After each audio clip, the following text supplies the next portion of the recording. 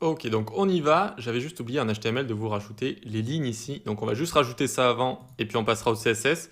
C'est-à-dire dans la section ici, j'avais rajouté à la fin div.ligne gauche. On fait maj alt flèche du bas, milieu et droite.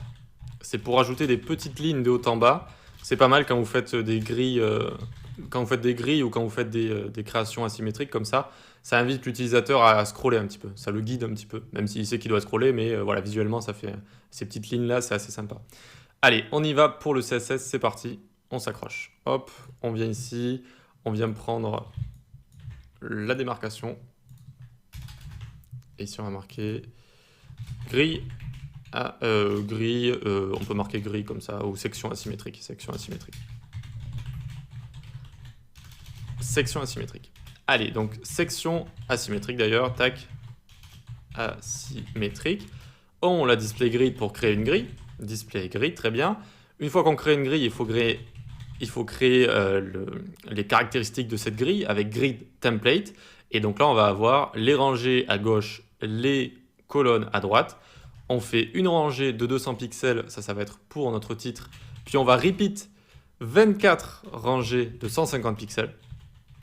Et ensuite, pour les colonnes, on fait une colonne de 1 FR, une colonne de 600 pixels, une colonne de 1 FR, une colonne de 600 pixels, une colonne de 1 FR. Voilà, donc 600 pixels, ça va être des colonnes pour placer nos images. 1 FR, c'est une fractional unit qui va se rabaisser en fait et qui va nous permettre d'avoir un peu de jeu, un peu de responsive, un peu de fluidité quand on va rétrécir notre grille. Ensuite, je vais lui mettre un petit background. Alors, background F1, F1, F1. Hop, et on va pouvoir déjà apercevoir notre grille. Ici, tac. Alors, c'est normal que ça a bougé les éléments de base quand on crée une grille. Ça va essayer de les placer automatiquement. Donc là, c'est ce que ça va essayer de faire.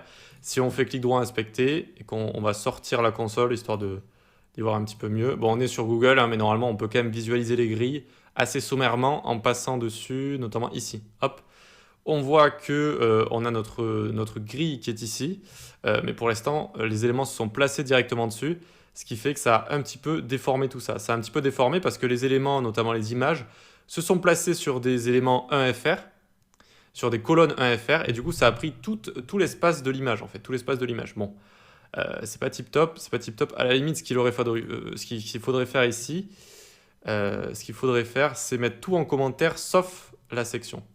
Comme ça, par exemple. Hop, on met tout en commentaire. Et là, normalement, on devrait voir une belle grille. Une belle grille, on appuie sur F12 et tadam, on a notre grille qui est juste ici. On voit bien qu'à gauche, on a 1 FR, une colonne, 600 pixels, 1 FR, une colonne de 600 pixels, 1 FR. Et ensuite, on a plein de rangées, bon, qui vont descendre voilà, jusqu'en bas. Alors, cette grille, je ne l'ai pas inventée, enfin, je ne l'ai pas inventée.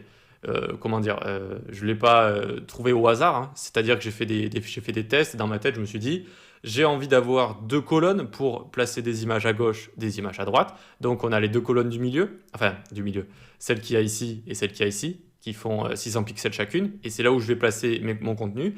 Et je me suis dit, j'ai envie également que ce soit un petit peu fluide, donc je vais laisser des sortes de soupapes de sécurité, c'est-à-dire les colonnes de FR, qui vont se réduire quand je vais réduire mon écran comme ça. Regardez, si je vais ici par exemple, hop, elles seront beaucoup plus petites là, les colonnes de 1FR. Donc ça rend le tout un petit peu fluide et plus facilement responsive, plus facilement.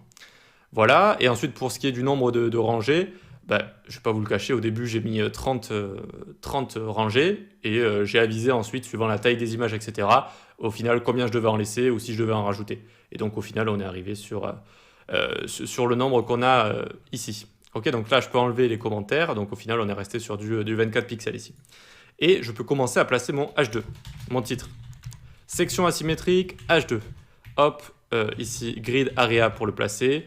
Rangée, colonne, rangée, colonne. Hein, donc grid area, pour rappel, c'est, je vais vous le marquer ici quand même, début row, début col, fin row, fin col. Donc, ici, on commence à la première ligne de rangée, première ligne de colonne. On va jusqu'à la deuxième ligne de rangée. Moins 1 ligne de colonne, c'est-à-dire qu'on prend toutes les colonnes. On prend toutes les colonnes, ça va de 1 à moins 1. D'accord? Et donc, ici, alors, ouais, hop, ici, il est où? Il est notre H2, il est ici. Vous voyez que ça prend bien la première rangée de 1 à 2 et toutes les colonnes de 1 à moins 1. Voilà. Et on peut passer ici. Ouais, mais non. Bon, en dessous, ça place toujours les éléments automatiquement sur une grille. Donc, vous en faites pas. On va les placer nous-mêmes.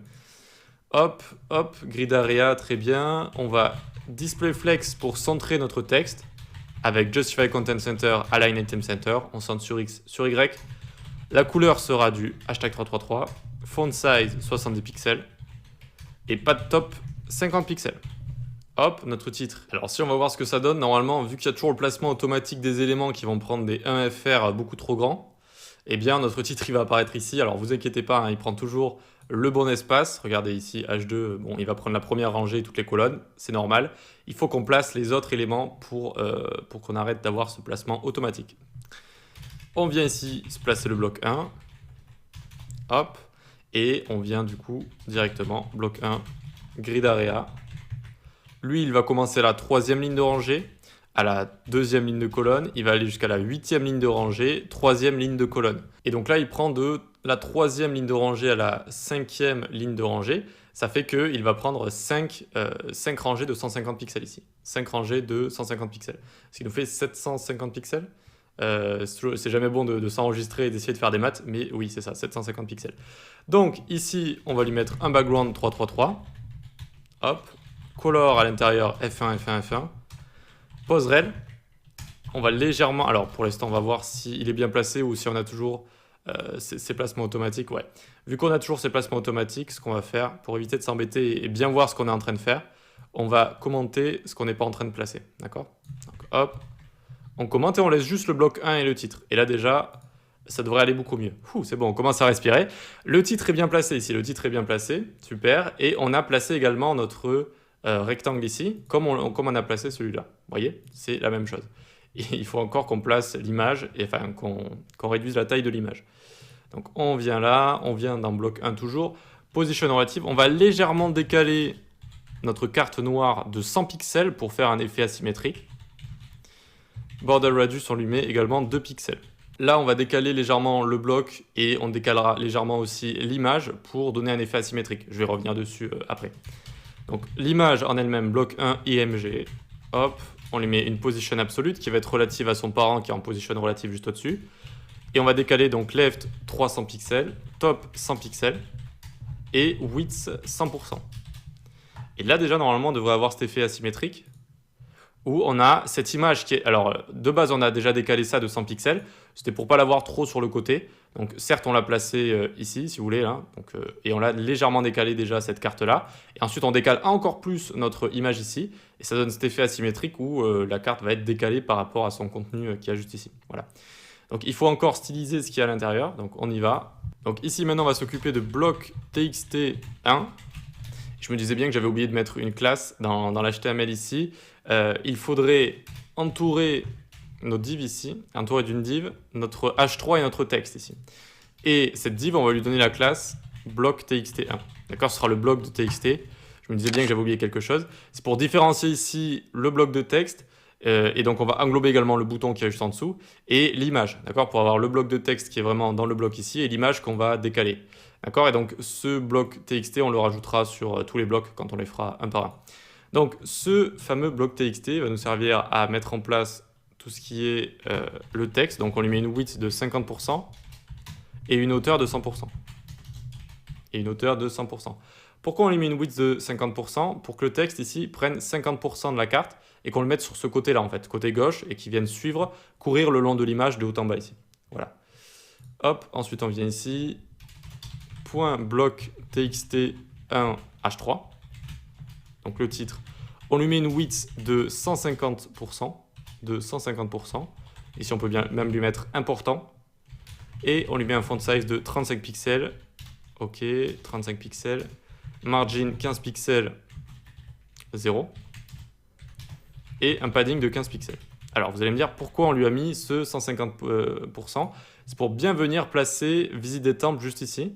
Si on enlève ce 150%, qu'on lui met juste ce qu'il a de base, 100%, il ne va pas se placer au même endroit. Il va être à 50% comme le texte est à 50%, le bloc est à 50%, qui englobe tout ça, eh bien, vous voyez que ça va se casser ici.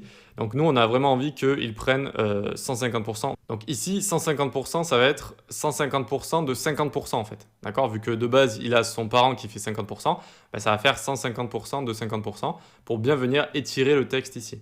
Donc, on peut rajouter 150% ici. On met important vu qu'au-dessus, on a déclaré 50%. On a vraiment envie de montrer que c'est important ici que le texte il soit comme ça. Et donc, vous voyez que maintenant, il va prendre une width qui va permettre d'étirer le texte ici. Si jamais vous voulez mettre des textes plus grands, n'hésitez pas à mettre une width encore plus grande, 200, 250%. Voilà. Ok, tac, tac. On va continuer avec le texte en dessous. Bloc txt1p. On va lui mettre une hauteur de ligne de 40 pixels, histoire d'étirer un petit peu le texte pour que ce soit plus facile à lire. Padding, on va lui mettre 15 pixels également, pour le séparer des côtés. Et maintenant, on va s'occuper de btn block left. Et ce sera la dernière chose qu'on fera dans cette vidéo. J'ai pas envie de faire des vidéos trop longues à chaque fois, surtout quand on fait des choses un peu compliquées. Donc c'est parti, les boutons, vous savez que ça prend pas mal de choses.